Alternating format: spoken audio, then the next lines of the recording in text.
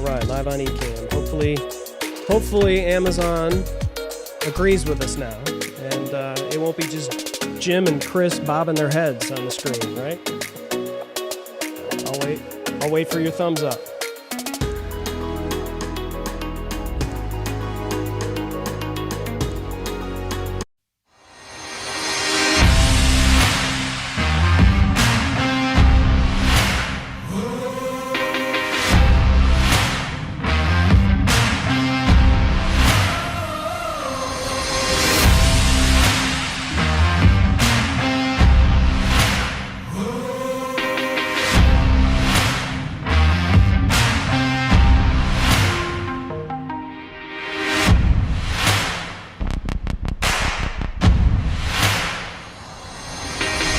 Thanks for having me on, guys. This is awesome.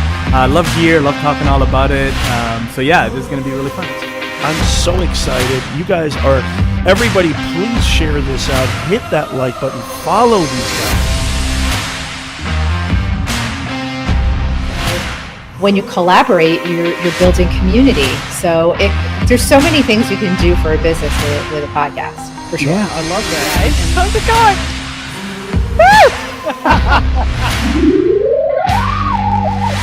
Who was talking to you, Siri? I said the A lady.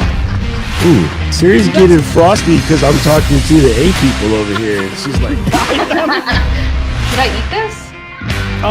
Yes. Because people really want that kind of conversation and relationship. Yeah, and your show won't be boring. Right? You know. Oh my God, I love you guys. Chris, you're just amazing. Jim, so are you. You guys are the best hosts ever, I think. Just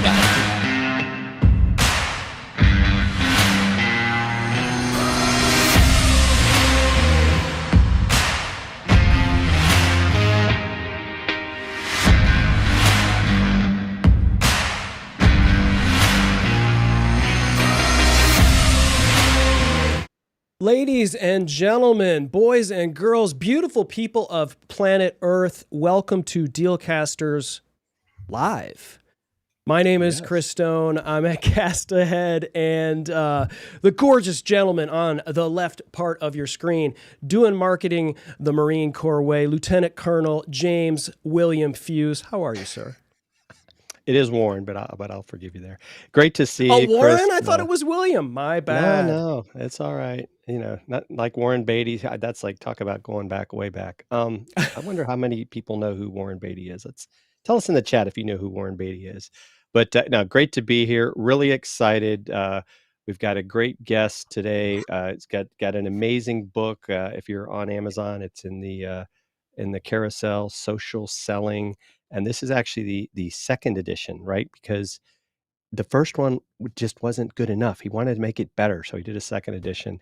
Well, And the times they are a-changing, right? That's right. The That's times right. they are a-changing. And so, Yeah. you know, when we And- do and new we had, editions and...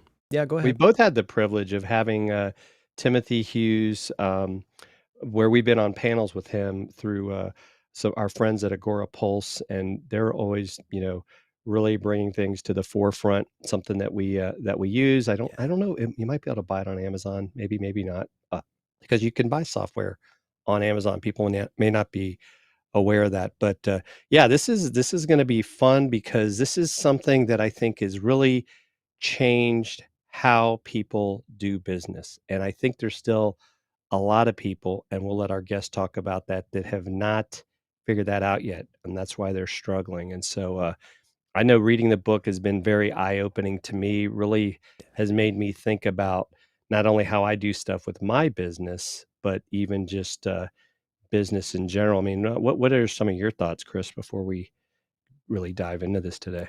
Well, I think, we touched on it earlier, and we had David Meerman Scott on this show as well, who wrote the 8 Rules of Marketing and PR, and or the New Rules of Marketing PR 8th edition, right? And so when we talk about authors of books and reading and being a lifelong learner about books. There are some books that are evergreen, right? There are, whether it's Think and Grow Rich or a lot of different books that are just basically you need to have them in your shelf, right? And you need to be reading them. But like this book, I thought was like, because Timothy is doing new editions, it's like this thing, social selling, and we're going to get into it and allow him to talk about sort of the soup to nuts and the layman's terms of social selling and what it means to him. But this is an ever evolving landscape. And so I really appreciate it when someone who is, as well written as Timothy is going in and saying, you know what, hey, this is, I'm not going to write a completely different book. I'm going to take this and add even more value to current things on this book. So that's really what I appreciated about it. So Jim, I'll roll it over to you. We should get into it. I mean, they're not here to see us, knuckleheads on the screen. They're here to see our guests. So I'll let you introduce him. Yeah, so folks, for those of you that may not know, Tim Hughes is a universally recognized as the world's leading pioneer and innovator of social selling, currently ranked number one by Analytica as the most influential social selling person in the world. In 2021, LinkedIn said he was one of the top 8 sales experts globally to follow, and Brand24 announced recently he was the 16th most influential person in marketing globally based on measured social media influence. He's also the co-founder and CEO of DLA Ignite and co-author of the best-selling books Social Selling: Techniques to Influence Buyers and Changemakers and Smarketing: How to Achieve Competitive Advantage Through Blended Sales and Marketing. And he's recently launched a second edition of the Social Selling Techniques to Influencers, Buyers and Changemakers, which has been fully updated. And all 3 books are published by Kogan Page and are available here on Amazon.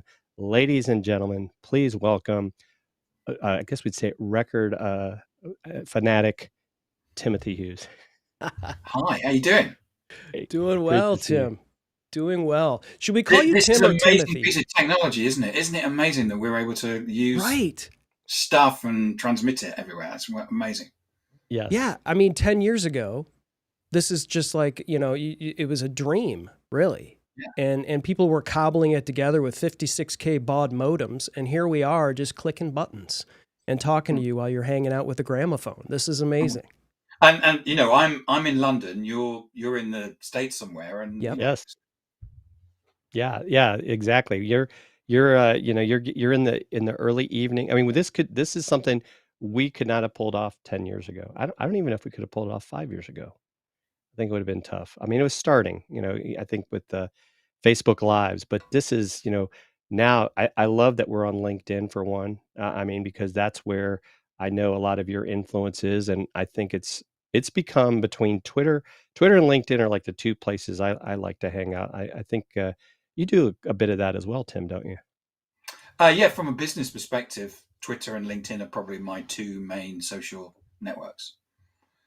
Yeah. And so Tim, let's kind of tell us a little bit more about yourself. I mean, what got you to where you are today? I mean, what brought you into this whole world of social selling? Well, I'm a salesperson. I've been in sales for 25 years. And back in probably 2012, 2013, I decided I didn't want to do what I was doing, which was sell accounting systems for a big major US software company. And I wanted to do something else. And I was looking around for stuff.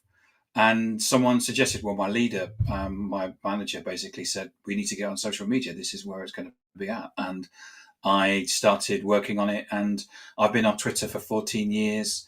And I set up DLA Ignite in 2016 with my business partner, Adam Gray. So we've now been working, and all we do is work in social media for business to business companies or entrepreneurs, small businesses, big businesses, whatever. And that's what we do is we help them with their social, and not social fluffy. All we do is there has to be a revenue connection. So whatever we do with an organization, it's about generating leads and meetings or conversations, because conversations are the things that create sales. And ultimately what that does is it generates revenue. Yeah, it's an interesting thing is that, what I'd love to be able to start at social selling, because that's why we're here. But I mean, pursuant to what you just said, I think a lot of people, when they look at social media, they think of it purely as marketing. They think of it as like, I've got this stuff going on and I know I need to be on social media. I know I need to be on LinkedIn and YouTube and Facebook and Instagram and all of the things, right? I got to put my real estate there, right?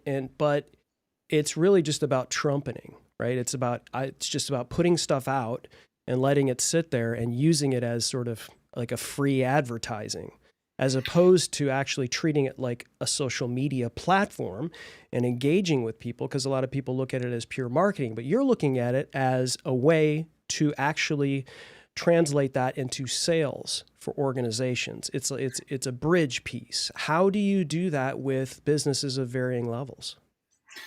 Well, we just to reiterate what you said. We're talking to at the moment two ultra conservative organisations, and the way they see social media, it really is about how can we take all the brochures and the white papers that we've created that nobody reads in any of the other places that they put them, what we'll do is we'll put them on social media, and what they hope is that people will go, wow, that's amazing, a brochure. Wow, I've not seen one of those before. Wow, you do that. Wow, that's amazing. Can I buy 5, please? And of course, it doesn't work like that anymore.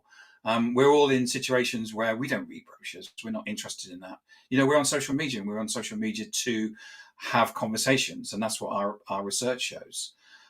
So what we find is that people don't join the dots and actually see, right, okay, what we're going to do is what I need to do is post something on social media, and then the job's done.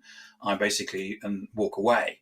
Whereas actually what we're trying to do is actually, we're business, we're trying to make money. So to answer your question, what we've done is that we've developed a methodology, and we know that if you do step 1, step 2, step 3, and step 4 will be that you'll sell something. And we've got customers that are doing multi-million-dollar deals on social media.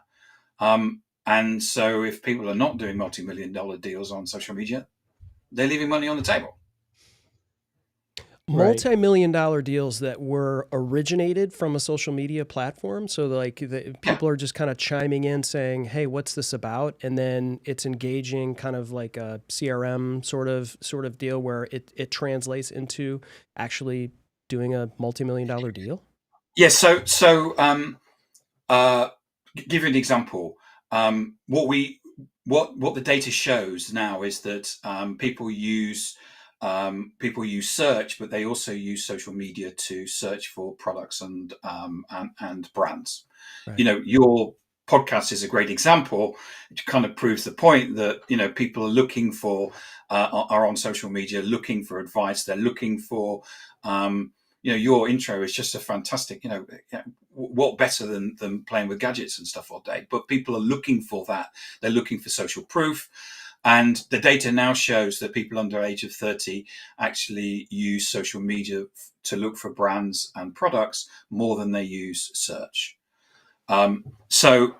People come to people will generally do the two together. So you'll search for something on maybe Google, and you'll search for something on social media.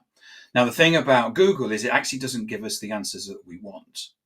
So if we put in and say, what's the capital of Nigeria, it will give us the answer. But if you go to Google and type in, what's the best CRM system in the world, it doesn't give you an answer, because what will happen is that 10,000 CRM vendors will basically buy the search. Right. Whereas what will happen if you come to social media is that you will get people's advice. So, you may find the show, or you may find someone's blog or someone's post or someone's request. Now, when people come to social media, they're like you and me, which is we pick up a mobile phone, and if you go to LinkedIn, you'll go boring, boring, boring, boring, boring, boring, boring, boring, boring, boring, boring, boring, boring, boring, boring, boring, boring, boring. That's interesting. Now, So the point of being on social media is to offer insights and not to be the part of the boring. Now, every marketer that I talk to always say we're not boring. We're part of we're offering insight, even though what they're doing is that they're putting out brochures or brochureware and basically saying the same thing as all their competitors, which is buy my product because we're great. Now, we're all sophisticated buyers. We know if it's a brochure or if it's brochure where it's just going to say how great the product is. What we're looking for is insights. Tell me something I don't know. Yeah. Tell me, tell me, show me you understand the business issues of my industry or my organization, and explain to me how you can solve them, and not in a brochure way, but actually our research shows that the more authentic you are and the more that you lean into that, the better response that you'll get. So we know that our buyers are on digital. We know that they're on social media. 60% of the world's population, 59.9% of the world's population is active on social media. And when I mean active, they spend an average of 2 hours, 25 minutes a day on social media. So that's not just posting pictures on Facebook. That shows that people are active. And you go to LinkedIn, as you do, you know that people are active there. So what will happen is that you scroll through and you go, that looks interesting. That person looks like they know what they're talking about. And, we have instances where people buyers have found someone, mainly the sellers, said, you look interesting. Can you help me with this? And I can explain to you how, for your listeners, how you will get this magic happening. And what happens is that they will walk towards you. The buyers will walk towards you and say, "Can you help me?" And we've had lots of instances where that's happened, where that's turned into multi-million-dollar deals. Wow. Do you feel like a lot of these companies, especially with the rise of, we'll call them influencers, other people call them advocates, there's all kinds of different words for it, but people that don't necessarily work for a particular company, but are endorsing something. Do you feel like this is also affecting social selling in terms of how a business now looks at, okay, we're attacking this from, we've got people that work for our company that are representing our product or service, but we also need to look at other people who are using our products and services and having them do that on our behalf. What are your thoughts there on influencer marketing? Yes, well, there's different types of influencers on social media. So you've got Kim Kardashian, which is in effect what she's doing is it's no different from the way that advertising has worked for the last 100 years, really, which is you get someone famous. You think about a TV ad, you get someone famous to sell martini, and you all of a sudden the product sells. In a B2B context, it's a little bit more subtler because we're not necessarily looking at the fact that Kim's got Gucci shoes on or something like that, which she's been given. What we are looking for is social proof. All of us are influences in some shape or form. Whether what was that restaurant you went to? You told me when you're in New York, what restaurant would you recommend? If I wanted a really good Italian in London, where's the best chip shop in London? All of those things is you're asking an opinion, or therefore you're basically sharing your influence. And I think that people are looking for that level of social proof, and that's where we start getting outside, mobilizing the sales force, which is kind of easy to do because they're motivated to go out onto social and form relationships with people, and hopefully that will lead to some sort of sale. But we're also mobilizing other people in the organization around, maybe, if you're selling a technical product, what you'll do is you may actually have, if you're selling a cybersecurity product, what you do is you might want to put your cybersecurity experts out on social media, because technical people will find technical people, and in technical people there's a kind of a hierarchy of trust, and that's where, as a buyer, I'm looking for an organization that I can form a relationship with, and it's not just about sales, but it's also about finding people of influence, and the way that influencer marketing is still very immature, and I think that people are still in my view, people still tend to use it as paid media, which is I'll pay somebody I'll pay Tim and he'll come on and say, oh, look at the iPhone, it's really wonderful. Have you and actually, we're sophisticated buyers nowadays, and we just don't believe in that sort of stuff. Whereas there can be some more, what you do is in this show is that you offer a far more subtlety in terms of the products that you're looking at. And what you're doing is that you're using your expertise, because you're both experts, to actually say this is the product, and therefore you go, well, if it's okay for Chris, he knows about podcasting. I mean, Chris knows more about podcasting than I do, right? Then I'm going to buy it. Yeah. So, and I think if you were to recommend a Pink Floyd album, then I would basically buy it from you. That's the way that works. There we go. Oh, there you Dark go. Side. I think that's my with that. favorite one. For those of you that don't know what that is, that's the Dark Side of the Moon. So greatest we selling should album we of should all put time. that in the. I need to add that to the carousel. I'm sure it's available on Amazon. But Tim, one of the questions too, and Chris and I think run into this from time to time with some of our clients, that they're on LinkedIn, but I think one, I'd say they need to get your book, is that they're broadcasting on LinkedIn, and they like, well, why am I not getting any engagement, right? And it's like, well, if all you're doing is posting and talking about yourself, nobody cares, right? So we've got a definition of social selling, which I'll read out for you, which is that it's, and I'm going to read it off the wall, which is why it's using your presence and behavior on social media to build influence, make connections, grow relationships and trust, which lead to conversations and commercial interaction. And what most people do on social media is that they think that the output is a post. So I will go to social media and I'm going to post something, and then they walk away. And actually, the output on social media is a conversation. And because it's the conversation, especially if you're working in B2B or where you're B2C, but it requires the person to have to actually think about the purchase, like buying a BMW or something like that. If you're going to spend $50,000, it's a considered purchase. If you're doing anything like that, most people, when they buy a BMW, will actually walk into a showroom and actually talk to a salesperson. Or if you're buying cybersecurity software or whatever it is, requires you to have a conversation. So what you're looking for is to get that conversation. Now, we have an example of one of the people in the team. They did a number of things which I can talk to you about. They put out a post, which is a picture of their son and him on the beach, because it was his son's birthday. And they put those pictures out. It took 5 minutes to basically take the photos, 15 minutes in terms of to put that out. And he got, off the back of that, 6 C-level meetings, 2 proposals and 1 purchase order. And it took 15 minutes to do.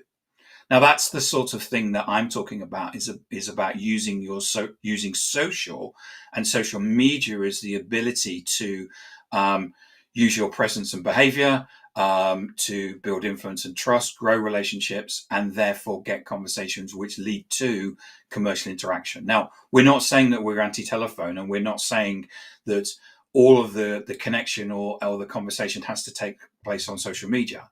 Not at all. In fact, what you're doing is that you're using social media as your ability to get the Zoom call, the discovery call, or whatever. But it's about getting those conversations, and it's about getting those conversations at scale, which you can do.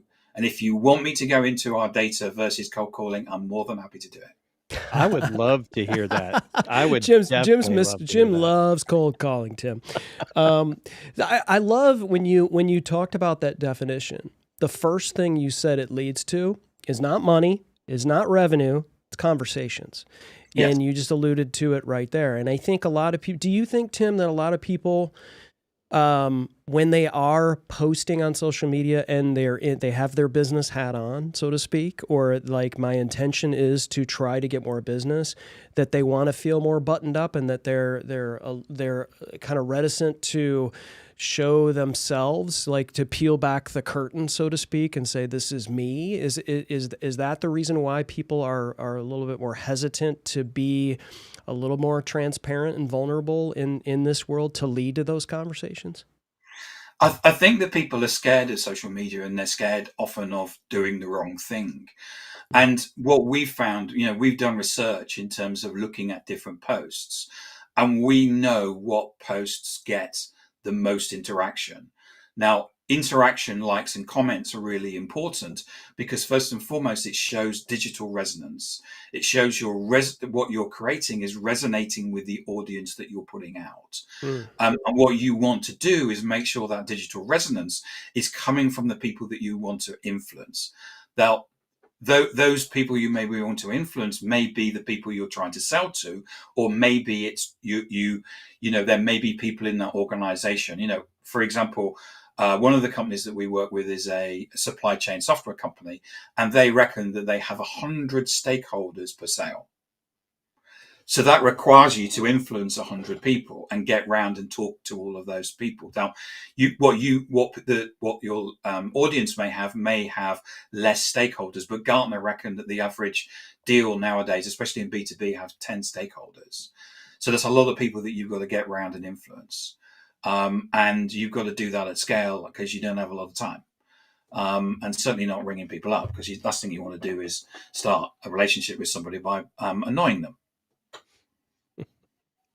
So you asked me about content. Sorry, I'll just so first and foremost, it's about a conversation. So it's not about posting. If the more human you can and the more authentic you can be, the more people actually enjoy it. If you're posting brochures, if you go to your posts and you find that nobody's liking it, so it's a you can measure how well you're doing on social media by how many likes you get and how many comments you get. If no one's liking it, no one likes it. And if you're just posting brochures, what you're doing is that you're probably actually training the algorithm to get people to ignore you. And so people want to see something about you.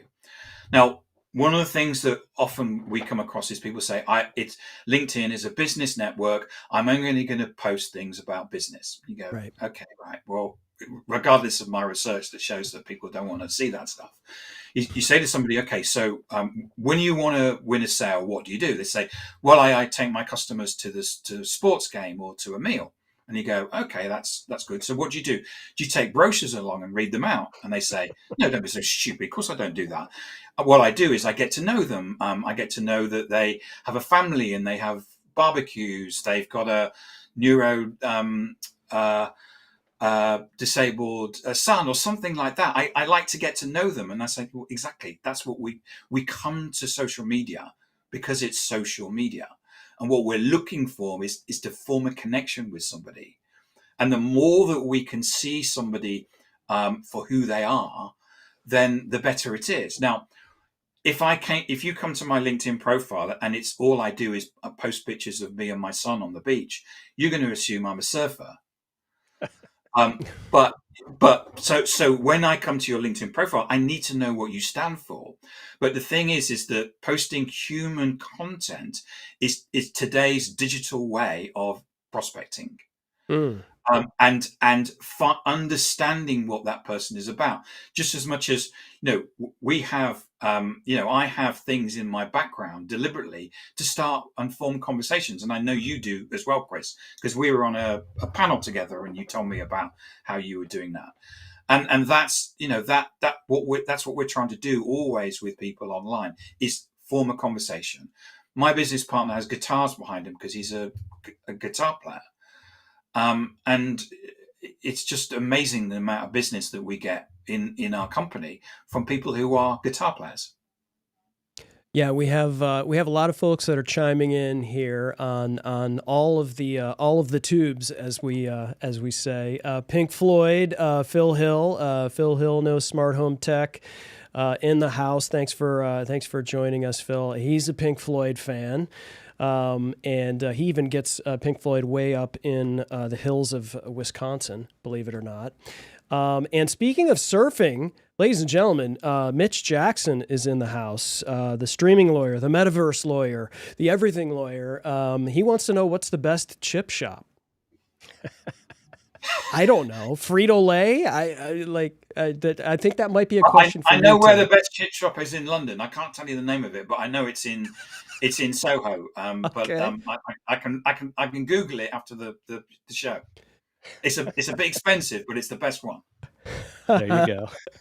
Excellent. And for those of you who are joining us on Amazon, Racket Man, and others, thank you for joining. If anyone has any questions for Timothy Hughes, the author of Social Selling here, we have the man live here, at least for the next few minutes or so. And so Timothy, the book, you tell me, is doing quite well. And so I'm curious because, we talked about it when we were doing the introduction here, is like, how do you stay abreast of this stuff? Because it's basically like drinking water out of the fire hose in terms of like keeping up with all of the social media, and everything has a social element. Any new platform has got a way for someone to kind of engage, and that looks like an opportunity for a business to be in, whether it's whether it's TikTok or whether it's live streaming or whether it's podcasting or whether all of this stuff is just happening so quickly. How do you stay abreast of all of this? And you're able to turn around this second edition and basically bolt on another 100% of value onto the first edition. Walk us through like how you stay abreast of this and then be able to deliver what you need to deliver to everyone. So the first edition came out. I wrote it in 2015, so it's quite a long time ago in social media terms. Mm-hmm. And it has 187 pages. And really, I was working in corporate. We rolled out social selling across 4,000 people in Europe. And really, it was about taking the contents of my head and putting it out. Thank you, Philip. What we did with the second edition was we set up our business DLA Ignite in 2016. So what we did was that we've taken the last 6-7 years of learnings from implementing people, and what we've done is that we've put that into the book. So the latest edition has 306 pages, but people still think that social selling is some sort of future state that we'll get to in a number of years. So what I did was I reached out to a whole bunch of people that are doing this already. So a client of ours, Cyberhawk, who are a drones company, Telstra, Ring Central, Namos, which is an Oracle consulting, Mercer, Ericsson, plus a headhunter friend of mine, and said, "You're doing social at the moment. You're doing it really well. Give me some advice that we can put into the book." So the best example is Chris Fleming, who's the CEO of Cyberhawk, who decided to turn his business into a digital business. Excuse me. And he realizes that for him as a business to get into the organizations that he wants to, like Saudi Aramco, which are organizations that most people, to get into Saudi Aramco, which is the petrol company of Saudi Arabia, you would have to go to Saudi Arabia. You would have to set up a office there. It would cost you millions. But he's got business out of them by being on social. He's also doubled the size of his organization from a people perspective, and he's done that purely through using social. Now, he decided to be a digital business 2 years ago. So if you're not a digital business now, you're already 2 years behind. Yeah. To answer your question, what we decided when we set up the business was not to be an end all, everything to do with sales or marketing. We're not a marketing agency. We're not a sales training company. We just focus in on using social media for sales and marketing and how to drive revenue from it. That's what we do. And of course, Adam and I are just fanatical about it. So I listen to people like you guys. I spend a lot of my time reading other people's articles, and so you just end up absorbing it as much as you can, Yeah. and then turning that into our own view, which is let's take this. Before we came on, or we talked about live podcasting like this. I started a podcast in 2016. We started a podcast, a LinkedIn Live in 2021. And really that was about testing it out, experimenting, so that when our customers come to us and say, we're thinking about doing a podcast, or we're thinking about doing a LinkedIn Live, how do we do it?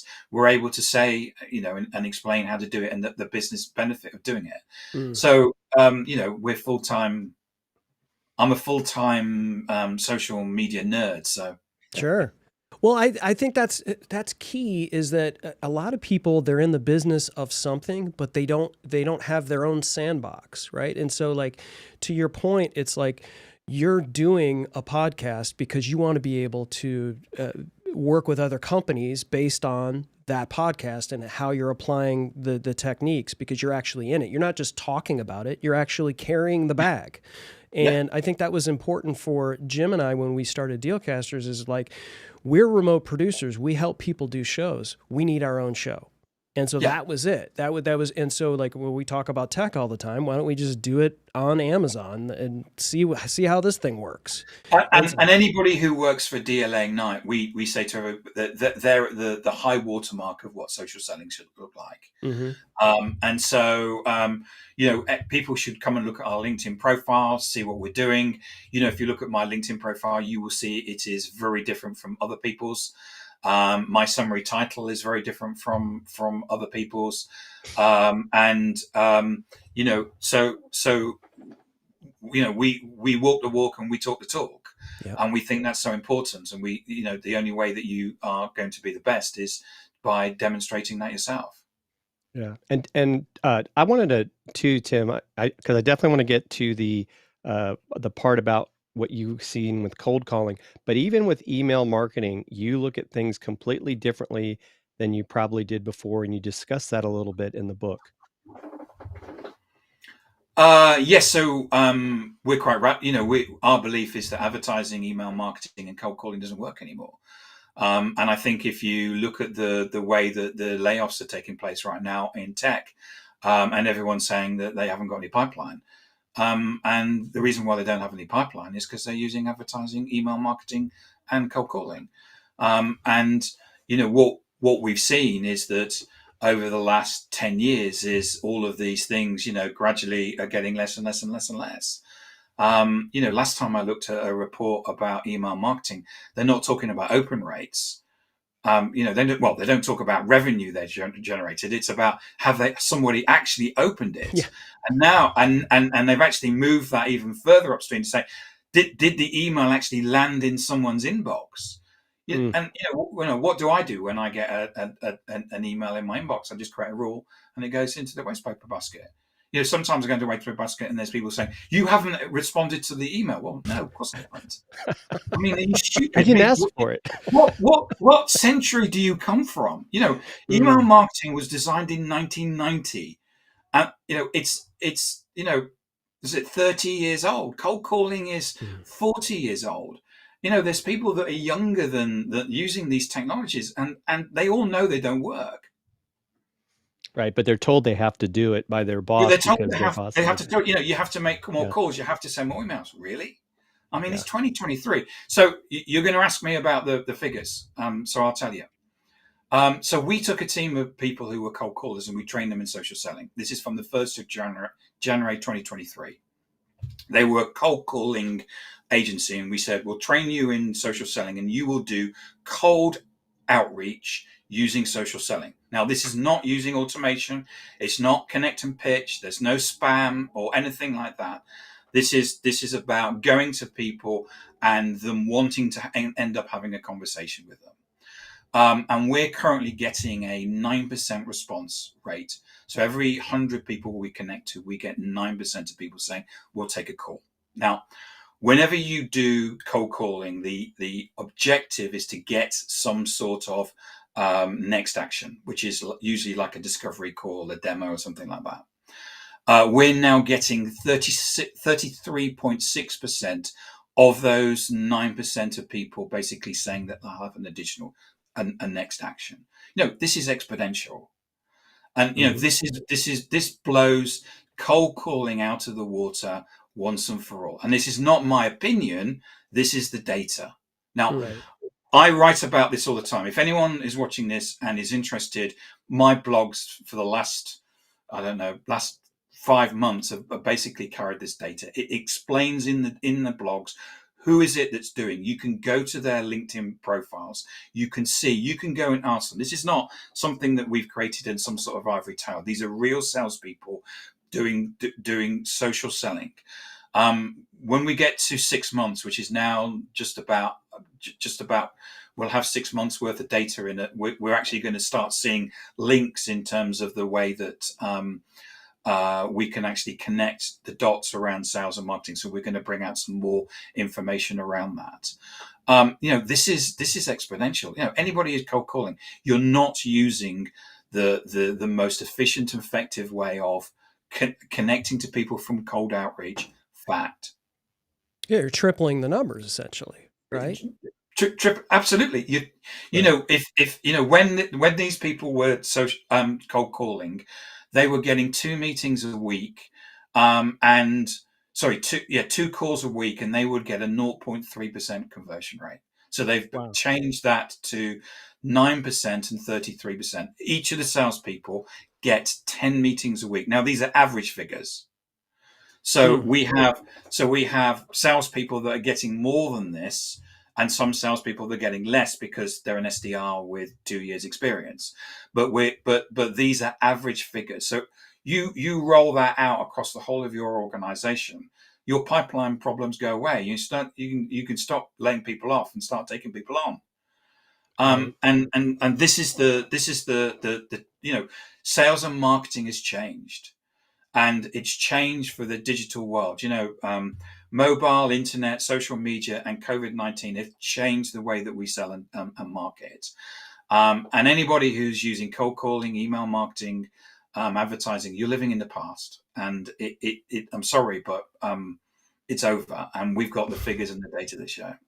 Yeah, the thing that keeps on every time you're bringing up all of this data, the thing that keeps that I keep thinking about is so many people, businesses, content entrepreneurs, a lot of this audience, they blame everything on the algorithms, right? And they say, well, I tried this, and this short got like 3,000 views, and this other one got 13, and and then they just kind of throw up their hands and say, well, somebody else is pulling the strings. There's these algorithms, but what you've done at your company is you're like, listen, there is real data here that we can acquire and understand and pull it apart and be really truly analytical about this. Instead of giving up on it, you can work with other companies and say, listen, the algorithm is what the algorithm is, and we're never going to be able to see the secret sauce, right? They're never going to be able to tell you what exactly they're doing, but it's out there for us to analyze. And there are companies that are doing this, all of this analytics that clearly you guys are subscribing to, and you're utilizing it with your businesses. And I think it's ridiculously intelligent. You're right, Chris. In terms of, if you're chasing the algorithm, you're not doing the right thing. Mm-hmm. The modern buyer is a particular way. We're pissed off with all of this outreach and this constant onslaught of interruption. Interruption marketing is dead. None of us want it, and the faster people realize it, and actually realize that the modern buyer is like us. They're looking for insights. They're looking for tell me something I don't know. But it's actually bigger than this, which is, we've only been talking about the modern buyer because we're talking about social selling. The modern job hunter. A study, Career Arc, basically said that 96% of job seekers use social media. Now, I don't know what the other 4% do, because I would have thought it would be 100%. But Right. you know, the modern job hunter, the modern buyer, the modern investor, everybody's on digital. We all transferred to digital through COVID.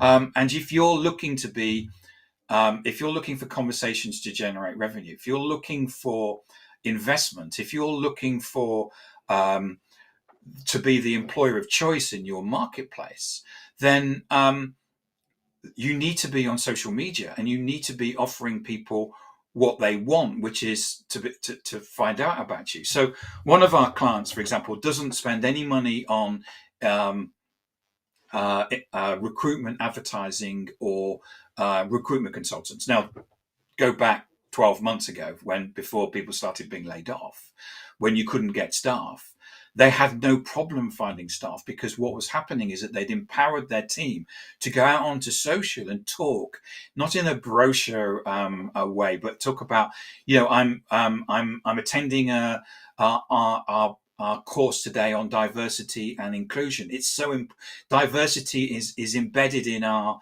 DNA. It's so important. Or talk about the importance of their ESG policy or something like that. And when people are going boring, what they'll do is they'll go, that looks like a company I want to work for. And then another that's exactly who I want to work for. And so what you'll do is what's happening is that they're attracting people who want to work for them, which is a different type of job hunter than a person who may be out of work.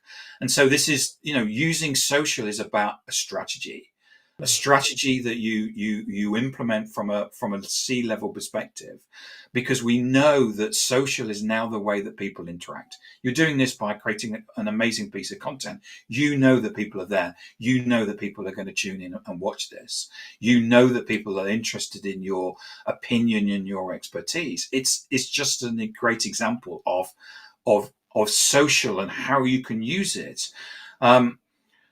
You work for you do producing, so your customers must understand that being able to reach out to people and talk to their prospects and their buyers in this way is such a powerful way. And having a podcast in your portfolio of content is such an amazing way of reaching out and contacting people. You know, I use a podcast because I can ring up C-level people and say, would you like to come on podcast? And they go, yeah, I'd love to. Perfect. Now, yeah. Whereas, you know, do you want to buy some social selling? No, go away. And you know, Right. you know, it's just perfect. And that's what people want. They don't want this onslaught of all this rubbish. They want to be treated like human beings. And this is just social is just an amazing way of connecting with people and getting conversations with people.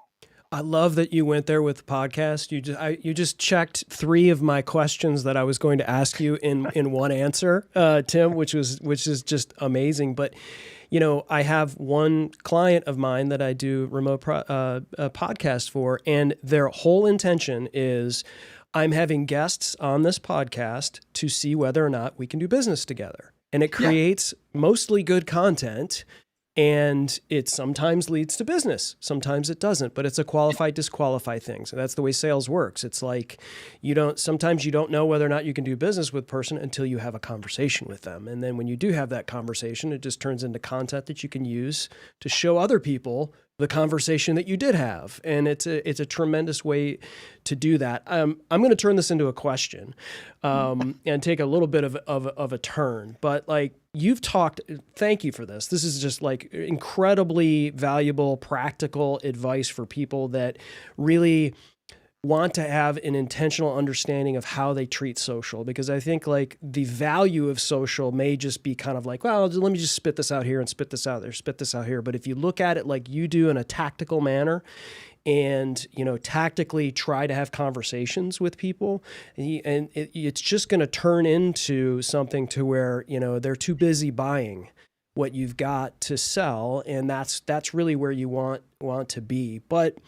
looking towards the future, how do you see social selling evolving? And like maybe some things for the audience that they may want to be prepared for, because there's this thing's a fire hose. We're trying to drink water out of this thing. Things are changing all of the time and evolving. Do you see where it might be headed in the future, and maybe some opportunities that we may want to take advantage of?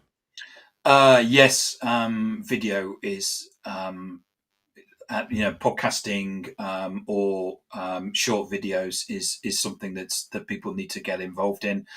I started the podcast in 2016 because I come from a generation where we didn't have video cameras.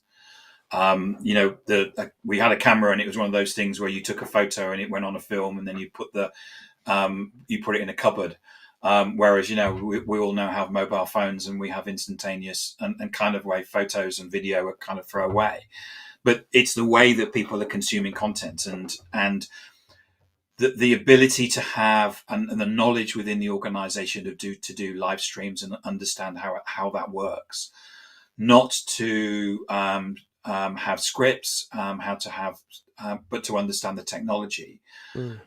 We've actually just started one with the Institute of Sales Professionals, which is the sales trade body here in the UK and globally. And we do it Tuesday morning, so early in the morning for you, about 3:00 in the morning for you. But and the idea is that we invite sales leaders on, and we talk about what do they, what's keeping them awake at night. And of course, every week we talk to a new sales leader. Every week the sales leader says to me, "So what do you do?" I said, "Well, I do social selling." And they say, "Well, tell me about that."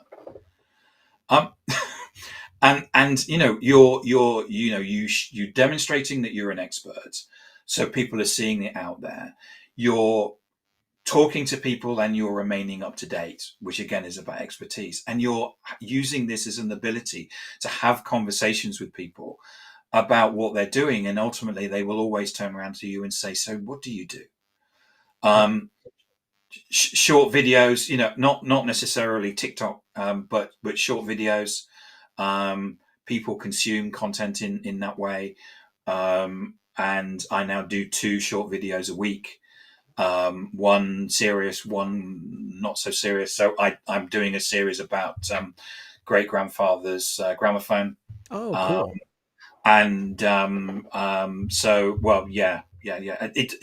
It doesn't get a lot of engagement on LinkedIn, but it does on other platforms. That's one of the ways. AI is probably going to change things, but at the moment, all AI is doing is creating boring content that nobody reads. And it's quite funny, because there's a lot of people kind of said, if there was only something that would write the content for me, I'd put more out. And now there is something that will write the content for them, and they still don't put any content out. Yeah. And we've got a lot more mediocre content, right? And they're totally invisible to their clients. Yeah. So 99% of companies right now are totally invisible to their clients on social media. And they don't, and their answer to it is, well, we're going to get some boring content. Yeah, it still takes a human on that AI stuff, ladies and gentlemen. And we're all using it, to a degree, but I haven't found something to where, you can completely rubber stamp it and say, this is exactly what I would have said. You really got to add your human element to it, because I think people can smell it out. Understand sarcasm. So my business partner, Adam, he writes in a very he writes in a light-hearted but business format, and he put out this blog, and in the first paragraph I fell asleep, and I'm thinking, this isn't Adam. What's going on here? And at the end it said, "Oh, I got ChatGPT to write it." I thought, "Oh, there you go." We're looking for something that's going to pull us in. ChatGPT doesn't do that. So I actually run a podcast on artificial intelligence, because I didn't know anything about it. So I thought, let's walk towards it. And ChatGPT, all it does is it tries to second guess the next word, except it can do it it can second guess the next couple of words. It can't even write code very well. But boring content. Do we need more of that?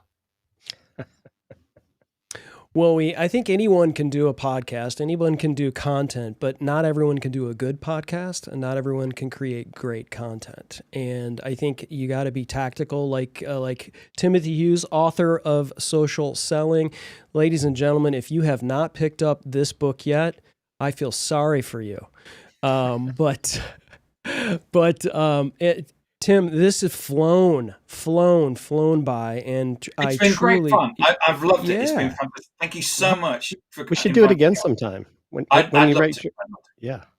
And I'll bring some fish and chips. Oh, awesome. There you go. Our friend Mitch will like that because he wants And to know I'll where the bring a base- different Pink Floyd album.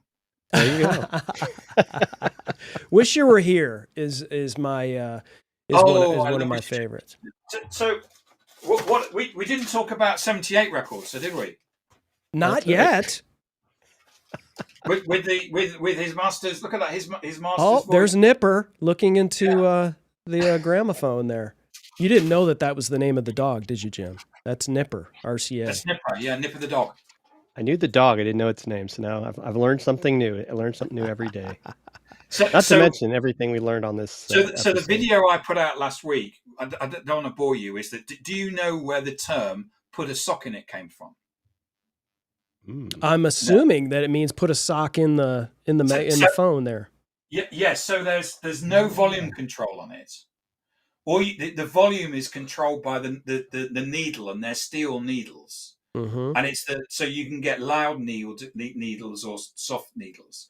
And the idea about putting a sock in it is you put a sock in it and it makes it quieter. And that was the video I did last week. Now, is it business? No. Is it unprofessional? No. No, and it's interesting. I mean, I'm almost embarrassed that I haven't seen that, but I'm going to @Timothy_Hughes1 on all the platforms and following this stuff so I can see you put a sock in that thing. I'm doing that right now. And ladies and gentlemen, it's also DLAignite.com. And of course, we're here talking about the book, Social Selling. If you have not picked it up, we're here on Amazon. You can just click it down there in the carousel. And of course, we'll have the links in the show notes as well. And ladies and gentlemen, thanks again for joining us on Dealcasters today. Social Selling, Unleashing Social Selling with Timothy Hughes. Timothy, thank you so much for joining us, sir. Thanks, Chris. Thanks, Jim. I really appreciate you having me on. Thank you. All right. Take care, everybody. Don't fear the gear.